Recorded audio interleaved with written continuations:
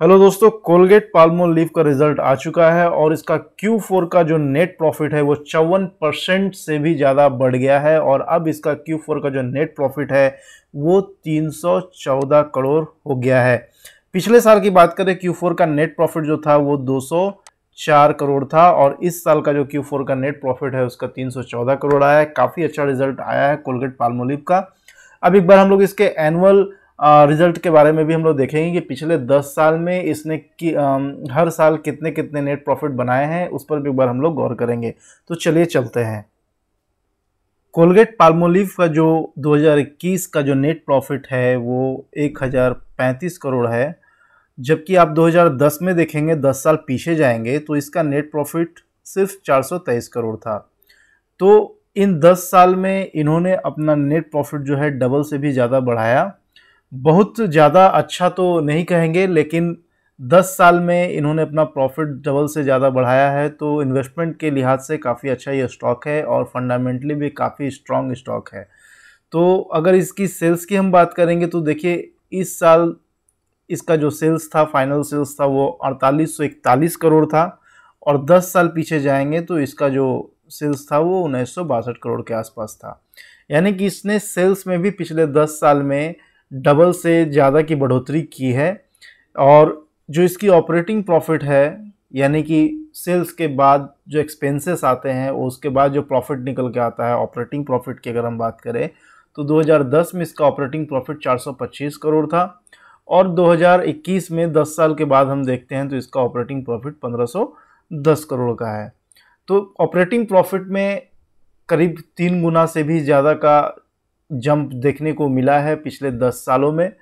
तो अगर रिज़ल्ट के लिहाज से देखें तो ये स्टॉक काफ़ी अच्छा है और ये कंपनी जो है घर घर में बसती है, हर घर में इसके प्रोडक्ट्स यूज किए जाते हैं। और फंडामेंटल की अगर बात करें तो ये स्टॉक मुझे काफ़ी स्ट्रॉन्ग लगता है। इसके ROE ROC ये सारी चीज़ें जो है वो काफ़ी स्ट्रॉन्ग है। तो इसमें अगर लंबे समय के लिए निवेश करना है तो बिल्कुल डेफिनेटली निवेश करें।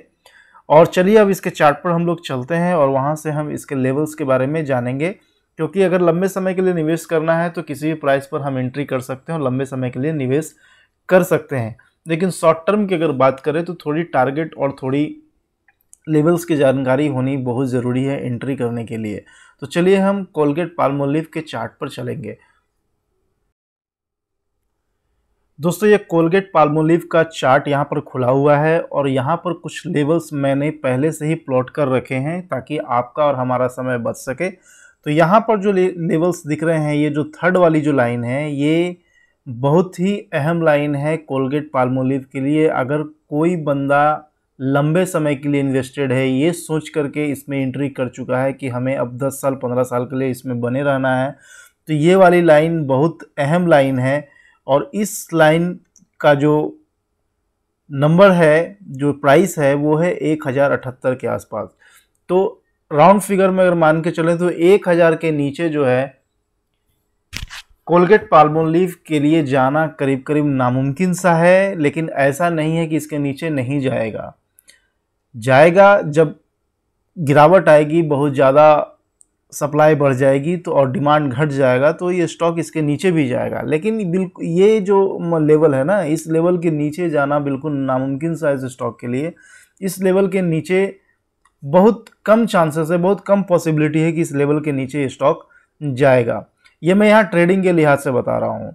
फंडामेंटली मैंने आपको बताया ये कंपनी काफ़ी स्ट्रॉन्ग है। पिछले 10 साल में इसने अपने ऑपरेटिंग प्रॉफिट को 3 गुना से भी ज़्यादा बढ़ाया है, नेट प्रॉफिट को इन्होंने 2 गुना से भी ज़्यादा बढ़ाया है। तो स्टॉक इन्वेस्टमेंट के ख्याल से काफ़ी अच्छा स्टॉक है, बिल्कुल इन्वेस्टेड रह सकते हैं। और पिछले कई सालों में अपने इन्वेस्टर्स को काफ़ी ज़्यादा पैसा बना करके भी इन्होंने दिया है।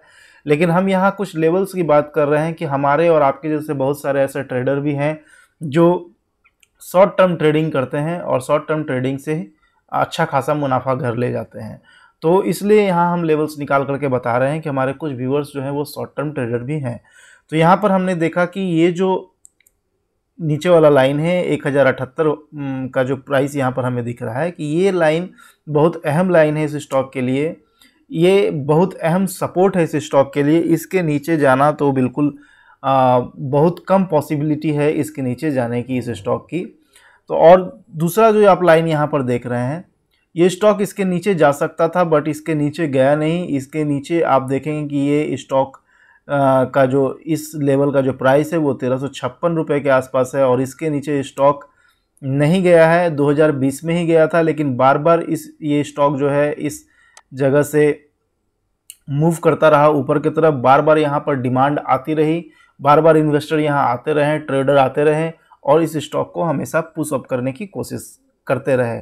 फिर ये इस लाइन के ऊपर निकल गया और इस लाइन के ऊपर जब निकला तो यहाँ पर भी आप देख सकते हैं कि कई बार इस लाइन को इसने टच किया और टच करने के बाद एक बार इसमें इस स्टॉक में गिरावट आई और इसने इस लाइन को तोड़ दिया। तोड़ने के बाद एक संभावना बनी थी कि ये जो है वापस इस लाइन के आसपास आ जाएगा और ज़्यादा सप्लाई आई और डिमांड घटी तो ये इस लाइन को भी तोड़ करके नीचे आ जाएगा, लेकिन ऐसा नहीं हुआ और यहाँ पर डिमांड बढ़ गया इस स्टॉक का। जस्ट कुछ दिनों में इसके रिजल्ट आने वाले थे और रिजल्ट जब आने वाले होते हैं तो एक अच्छे स्टॉक्स का डिमांड पहले भी प्री रिजल्ट भी जो है डिमांड बढ़ जाता है ऐसे स्टॉक्स का जो फंडामेंटली स्ट्रांग होते हैं और उसमें खरीदारी आने लगती है और स्टॉक जो है ऊपर की तरफ मूव करने लगता है। वैसे स्टॉक जो है पिछले 10-12 साल से बिल्कुल अप ट्रेंड में है। कहीं भी अगर आप इन्वेस्ट करना चाहते हैं या कोई भी बंदा इन्वेस्ट करना चाहता है वो कहीं भी एंट्री मार सकता है बिल्कुल, लेकिन उसके लिए आपको लंबे समय तक इन्वेस्टेड रहना पड़ेगा इस स्टॉक में। तो अगर लंबे समय के लिए इन्वेस्टमेंट करना है तो कहीं भी आप एंट्री मार सकते हो और लंबे समय के लिए 10-12 साल के लिए उस स्टॉक में बने रह सकते हो। लेकिन अगर आप ट्रेडर हैं, शॉर्ट टर्म ट्रेडिंग करते हैं तो इस स्टॉक में यहाँ आप देखेंगे तो इस लेवल पर एक स्टॉप लॉस लगा करके इस स्टॉक में ट्रेडिंग किया जा सकता है और यहाँ से 15 से 20% का अप मूव मिल सकता है आने वाले 6 महीने के अंदर और वहाँ पर आप अपना प्रॉफिट कवर कर सकते हैं। तो अगर कोई शॉर्ट टर्म ट्रेडर है तो वो इस लेवल पर स्टॉप लॉस लगा करके इसमें ट्रेडिंग कर सकता है और 10 से 15% का अप मूव आते ही इस स्टॉक से निकल जाए, क्योंकि यहाँ पर एक रेजिस्टेंस बिल्डअप होता हुआ दिख रहा है। अगर इस रेजिस्टेंस के नीचे वापस आ गया तो ये स्टॉक फर्दर नीचे आ सकता है।